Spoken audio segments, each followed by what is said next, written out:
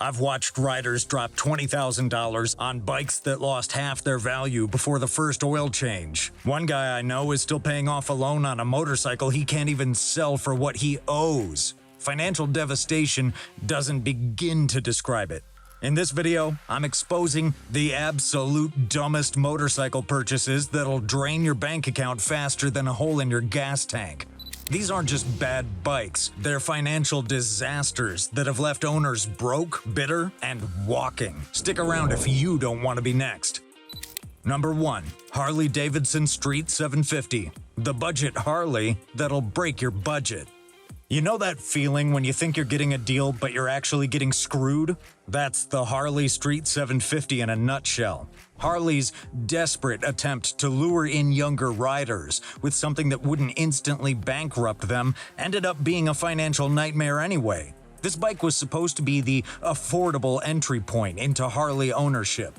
The marketing pitch was brilliant. Get that bar and shield logo, that Harley prestige, that American heritage, all at a price point that doesn't require a second mortgage.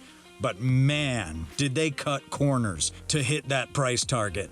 The 750cc Revolution X engine sounds impressive until you actually own one. These things leak oil like it's part of the design spec.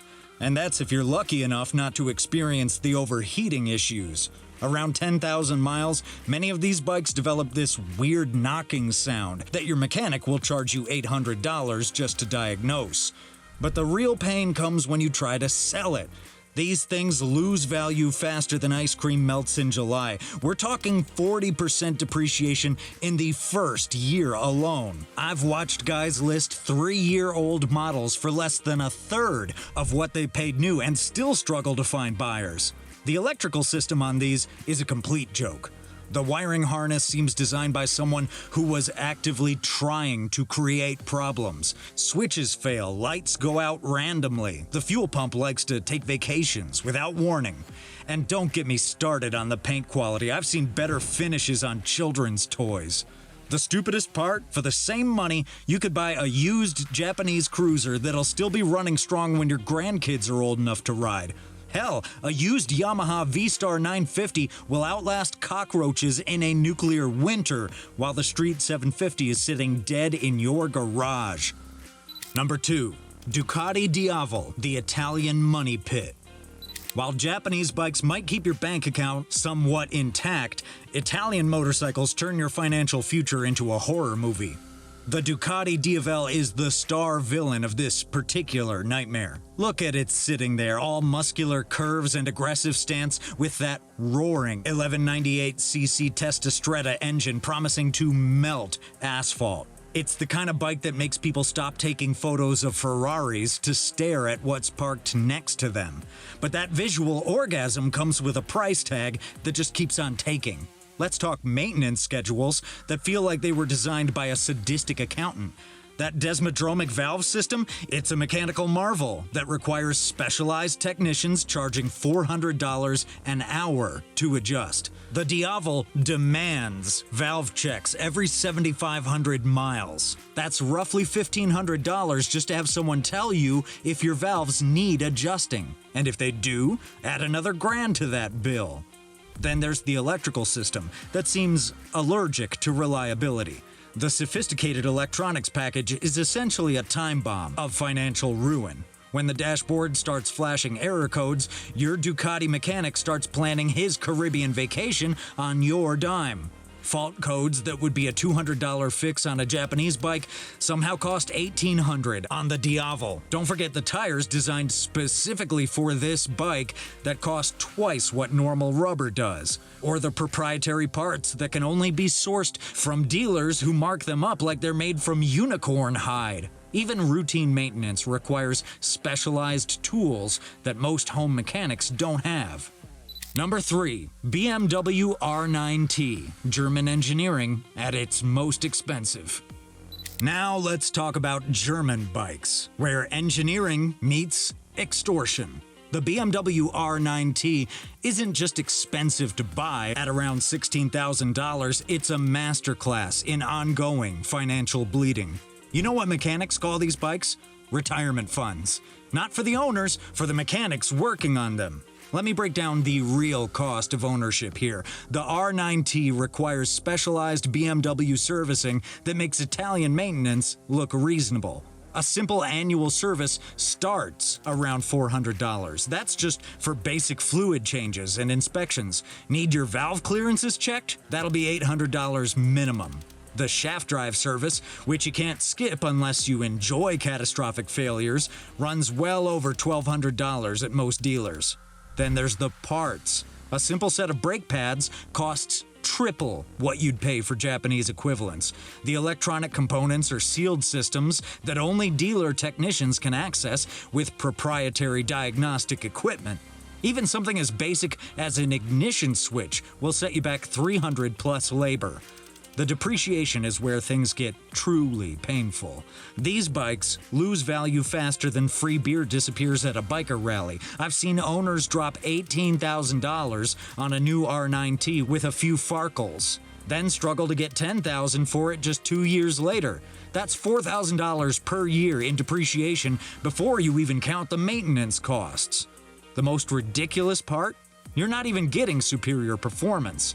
A $7,500 Japanese naked bike will match or exceed the R9T's performance specs while costing less than half to maintain. You're literally paying double for that blue and white roundel on the tank and the privilege of telling people, I ride a BMW. Number 4. Kawasaki Ninja 300, the beginner bike that punishes beginners. Let's talk about the Ninja 300, the bike Kawasaki cleverly designed to separate new riders from their money faster than a casino separates tourists from theirs. You've probably seen these little green machines at every beginner riding course across America. They look sexy enough with those aggressive fairings mimicking their bigger ZX brothers. And that's exactly what Kawasaki wants. They've mastered the art of making beginner bikes that look like proper sport bikes while delivering puppy-level performance. Here's where the financial bloodbath happens. New riders buy these things at $5,000 plus, brand new, thinking they're making a responsible first purchase. 3 months later, when they've gained some confidence and need to merge onto a highway at more than 65 miles per hour, that 296cc engine feels about as powerful as a cordless drill. That's when panic sets in, not from riding, but from realizing they need to sell this thing. The depreciation curve on Ninja 300s isn't just steep. It's a vertical cliff drop. I've tracked dozens of these listings over the years. A Ninja 300 with 1,500 miles that's less than a year old typically sells for 35 to 40% below MSRP. We're talking about losing $2,000 in less than a season of riding. What's truly brutal is that most new riders finance these bikes. You'll still be making payments on a bike you've outgrown and can't sell for enough to cover the loan. I've seen guys stuck with $1,500 of negative equity on a beginner bike while trying to finance their upgrade. The math is painfully simple. Spend $800 to $1,000 more upfront for a Ninja 400 or 650 and you'll have a bike you can keep for years. Or better yet, buy a 2-year-old model after someone else has absorbed that catastrophic first-year depreciation hit. 5. Honda CBR 250R. The false economy bike. Now, if the Ninja 300 is a trap for beginners, the Honda CBR 250R is an outright financial ambush. Ever wonder how a company known for bulletproof reliability created a motorcycle that might be the worst investment on 2 wheels? The answer involves a glorified sewing machine engine and depreciation numbers that would make a financial advisor weep. The CBR 250R's single-cylinder 249cc engine struggles to reach highway speeds, topping out at around 85 miles per hour if you're lucky. That might sound fine until you're trying to merge onto a 70-mile-per-hour highway with trucks bearing down on you.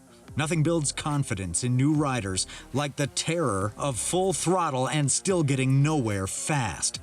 Here's where Honda's little money pit really shines, in making your cash disappear. These bikes drop value faster than a rock off a cliff. Buy one new at $4,500, put 2,000 miles on it over 6 months, and you'll be lucky to get $2,800 when you inevitably try to sell it. That's almost 40% of your money gone in half a year. The worst part isn't even the performance or the depreciation, it's the alternatives you could have bought instead. Honda's own CB500F costs just $1,500 more new but holds its value like it's made of precious metals by comparison. Plus, its twin-cylinder engine makes nearly twice the power and won't leave you praying for your life every time you need to pass a semi. Insurance companies don't help either. Despite being a beginner bike, many charge nearly the same premiums as they would for a 500cc machine, without any of the performance benefits. The CBR 250R manages the unique trick of combining high insurance costs with terrible resale value. Number 6. Custom trikes. 3 wheels of financial ruin. If you thought losing 40% on a beginner bike was painful, you haven't experienced the financial obliteration that comes with custom trikes. These 3-wheeled monstrosities represent the worst possible vehicle investment you could make, combining all the inconveniences of motorcycles with none of the benefits, all at luxury car prices. Custom trike builders start their sales pitch with safety and stability. No more balancing at stoplights, they promise. But what they don't mention is the starting price of $30,000 for even a basic conversion. Want something fancy with all the chrome, custom paint, and audio systems? That'll be $50,000 or more, about the same as a BMW 5 Series that actually holds its value. The depreciation curve on these things isn't a curve at all, it's a cliff. A $40,000 custom trike typically loses half its value within 24 months. I personally know 3 different trike owners who couldn't get offers over 40% of what they paid after just 2 years of ownership. One guy spent $45,000 on a decked-out Harley trike and was offered just $18,000 3 years later. That's over $9,000 in depreciation per year. When something breaks, and it will break, you're entering a special circle of financial hell. That custom rear end has proprietary parts that no regular shop stocks. Need a new axle for your one-off trike? That'll be $1,200 plus labor, and you'll wait 3 weeks for it to arrive. Even routine maintenance costs more, because everything takes longer to access. The worst part might be when you finally accept defeat and try to sell. The market for used trikes is microscopic. Most sit for sale for 6 to 12 months before the owner finally accepts a lowball offer just to stop the financial bleeding. Number 7. Yamaha FZ9 MT09, the hidden money drain. Speaking of financial bleeding, at least trike owners know what they're getting into from day one. The Yamaha FZ9 plays a much crueler game, luring riders in with that attractive price tag and peppy engine, then revealing its true nature as a mechanical nightmare only after your warranty card has been shredded. What makes the FZ9 particularly devious is how good it looks on paper. You get an 847cc triple making 115 horsepower in a nimble chassis for around $9,000. Those specs had motorcycle journalists gushing when it launched. But talk to mechanics and long-term owners, and you'll hear a very different story. The cam chain tensioner failure is practically a scheduled maintenance item on these bikes.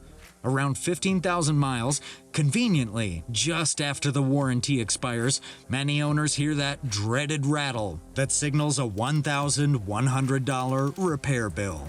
The regulator rectifier has a similar self-destruct timer, leaving riders stranded with dead batteries and fried electrical systems. The first-generation bikes had transmission issues so severe that many owners faced complete rebuilds before hitting 20,000 miles. Imagine dropping $2,300 on a transmission for a bike that only cost $9,000 to begin with. The math just doesn't work. Then there's the fuel injection system that develops mysterious gremlins. Riders report sudden power losses, rough idling, and stalling, problems that can take multiple dealer visits and diagnostic fees to solve. Each time, your bank account takes another hit. Meanwhile, riders on comparable Honda CB650Rs and Kawasaki Z900s are racking up 50,000 plus miles with nothing more than oil changes and tire replacements. They might have paid similar prices up front, but their total cost of ownership isn't even in the same universe. Number 8. Obscure manufacturer models. the parts desert disaster. That reliability we've been talking about with Japanese bikes, it comes with another massive advantage you probably never think about until it's too late: parts availability. Ever tried finding components for some obscure manufacturer's pride and joy? It's like hunting for a unicorn, except the unicorn costs 3 times what it should and takes months to arrive. Look at brands like Benelli, CF Moto, or those defunct companies like Victory. Sure, they look distinctive, and the price tags seem attractive compared to mainstream options. But here's what happens in real life. Your unique motorcycle breaks down, and suddenly you're making international phone calls, joining sketchy forums, and desperately DMing strangers on Instagram who might have the part you need. I watched my buddy Mike go through this nightmare with his Norton Commando. Beautiful bike, truly special. Until the ignition system failed. 3 dealerships couldn't help him. 4 months later, he finally found the part in Australia for $900 plus another $200 in shipping. Meanwhile, his investment just sat there, taking up garage space and collecting dust. Even routine maintenance becomes a global treasure hunt. Need brake pads for that MV Augusta? That'll be $180 and a 3-week wait. Oil filter for your Moto Marini? Hope you enjoy paying $45 for something that costs $8 for a Kawasaki. And don't get me started on electrical components. I've seen guys waiting half a year for a simple rectifier. The depreciation on these oddball machines is even more brutal than their maintenance schedule. That Chinese-made CF Moto 700 CLX my neighbor bought lost 60% of its value in 2 years. If he could even find someone willing to take it off his hands. The market for these fringe bikes is microscopic. Number 9. Triumph Bonneville T100, the overpriced nostalgia trip. While those obscure brands tank in value due to parts scarcity, some mainstream manufacturers have perfected a different kind of financial trap. The Triumph Bonneville T100 isn't just another motorcycle. It's a masterclass in marketing nostalgia at the expense of your wallet. Triumph brilliantly packages this bike as the perfect blend of classic styling with modern engineering. But let's do some basic math that Bonneville buyers apparently skip. You're paying around $11,000 for a bike that makes a pathetic 55 horsepower. That's right, your neighbor's 20-year-old Suzuki SV650 that he picked up for $3,000 has more power than your brand new modern classic. The financial bleeding doesn't stop at purchase. These bikes require valve checks every 10,000 miles that'll set you back over $500 at dealerships. The twin shock setup that gives it that authentic vintage look wears out embarrassingly fast, with replacements running about $800 for OEM parts. Even basic maintenance parts carry the heritage tax. Brake pads cost twice what they should. The real fun starts around year 4, right after your warranty expires. That's when these bikes develop an impressive array of expensive problems. My buddy Greg learned this lesson the hard way. He dropped $12,000 on a new Bonnie, rode it for 3 years, putting about 15,000 miles on the clock, then got slapped with $2,500 in repairs during year 4. When he finally gave up and tried to sell it, the best offer he could get was $6,500. That's over $8,000 gone in just 4 years. Number 10. Suzuki Boulevard C50, the outdated cruiser cash grab. You think losing $8,000 in 4 years is bad? At least the Triumph Bonneville gives you modern engineering underneath that retro styling. The Suzuki Boulevard C50 takes a different approach, charging you new bike prices for technology that belongs in a motorcycle museum. Here's the crazy part. Suzuki has been selling basically the same bike since 2005 with only cosmetic updates. That's right, the new Boulevard C50 with its 805cc V-twin is running on engine architecture from the Clinton administration.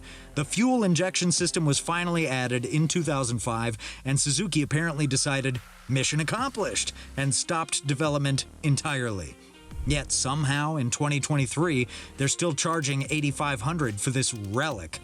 That's nearly $9,000 for suspension technology from the early 2000s, brakes that feel like they're made of wood, and a riding position that hasn't been updated since flip phones were cutting edge. No ABS, no traction control, no riding modes, features that come standard on most bikes in this price range today. The 45 horsepower it makes was unimpressive 15 years ago. Today it's downright anemic, yet Suzuki keeps churning them out, knowing nostalgic riders and cruiser fans will still pay full price for yesteryear's technology. Even the dealerships know it's outdated. I watched a salesman try to convince a customer that the proven reliability of the unchanged design was actually a selling point. What he didn't mention was that proven really means we haven't bothered to improve it. For that same $8,500, you could buy a 3-year-old Japanese cruiser with modern features and still have money left over for accessories. Or for just $1,000 more, you could get into something like a Yamaha Bolt with contemporary engineering that won't feel like you're riding a museum piece. Number 11. Moto Guzzi V7. Italian charm, financial harm.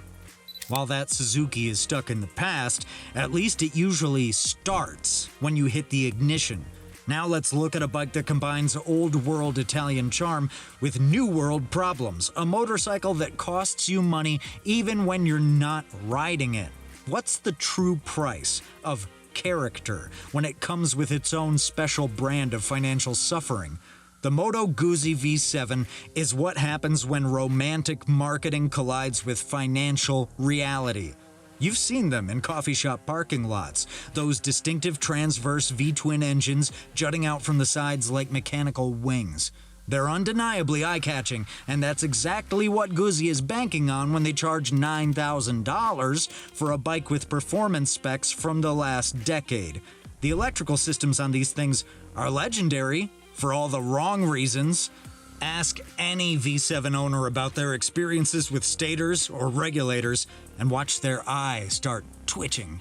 One mechanic I know calls them job security on wheels because he's seen bikes less than a year old with complete electrical failures. We're talking about $600 diagnostics just to figure out why the bike suddenly decided it didn't want to charge its battery anymore. The real pain comes from the specialized maintenance.